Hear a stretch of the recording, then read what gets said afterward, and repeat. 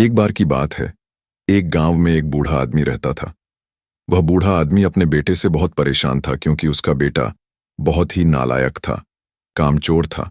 वह कोई काम नहीं करता था और बस गांव में इधर से उधर घूमा करता था। तो एक दिन उस बूढ़े आदमी ने अपने बेटे को सबक सिखाने का सोचा।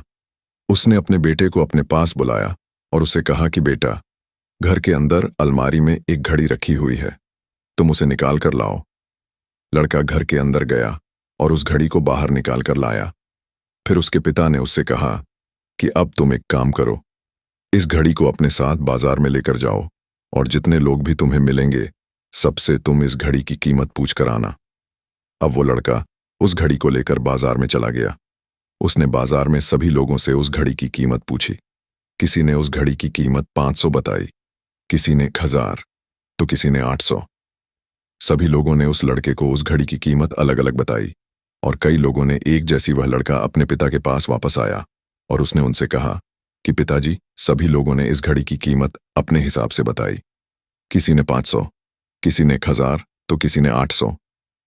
अब उस बूढ़े आदमी ने अपने बेटे से कहा कि बेटा ठीक है, घड़ी को तुम अलमारी में रख दो और जाओ। अब अगले दिन फिर से उस बूढ़े आदमी ने अपने बेटे को अपने पास बुलाया और उसे फिर से अलमारी से घड़ी लाने को कहा। लड़का फिर जाता है और अलमारी से घड़ी निकाल कर लाता है और अब उस बूढ़े आदमी ने अपने बेटे से कहा कि बेटा जाओ और आज तुम इस घड़ी के अंदर जो समय चल रहा है उसकी कीमत पूछ कर आओ। लड़के को समझ नहीं आ रहा था कि उसके पिताजी उससे क्या करवाना चाह रहे हैं।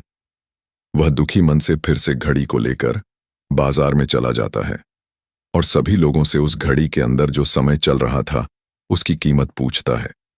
लोगों को लगता है कि इस लड़के की मानसिक स्थिति ठीक नहीं है। कल यह घड़ी की कीमत पूछने आया था और आज समय की बहुत से लोगों ने उसे भगा दिया और कुछ लोग उस पर हंसने लगे। अब लड़का परेशान हो जाए और सोचता है कि यह मेरे साथ क्या हो रहा है। तभी वह आखिरी बार एक बूढ़े आदमी की दुकान पर जाता है। वह बूढ़ा आदमी बहुत व्यस्त था। वह लड़के का सवाल सुनते ही समझ गया कि लड़का उससे क्या पूछना चाह रहा है। उस बूढ़े आदमी ने अपना कुछ समय निकालकर लड़के से कहा, बेटा, ये जो समय है ना, जिसकी तुम कीमत पूछ रहे हो, इसकी कोई कीमत नहीं लगा सकता है।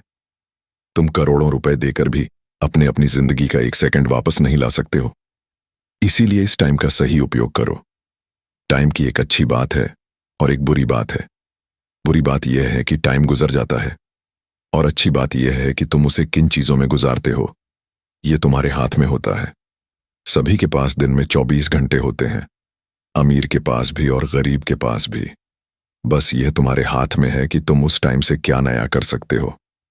तो अपने एक एक पल का हिसाब रखो कि तुम उन्हें किन चीजों में उड़ा रहे हो। उस बूढ़े आदमी की बात सुनकर उस लड़के की आंखें खुल सी गईं, मानो उसमें एक बड़ा बदलाव सा आ गया हो।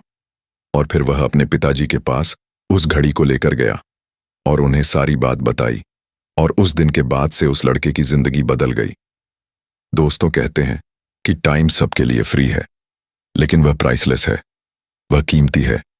तुम उसे खरीद नहीं सकते, लेकिन तुम उसे इस्तेमाल कर सकते हो। तुम उसे रख नहीं सकते हो, लेकिन तुम उसे स्पेंड कर सकते हो। और अगर एक बार तुम इसे गवा देते हो तो तुम इसे कभी भी वापस नहीं पा सकते हो। तो अपने टाइम का सही उपयोग करो। तो अगर आप इस कहानी को और भी लोगों तक पहुंचाना चाहते हो तो इस वीडियो को लाइक करें, ताकि और अगर कहानी अच्छी लगी हो तो हमारे चैनल को सब्सक्राइब जरूर करिए। मिलता हूं मैं अगली बार इसी तरह की कहानी के साथ। तो सब्र करो, शुक्र करो और जिंदगी में आगे बढ़ो।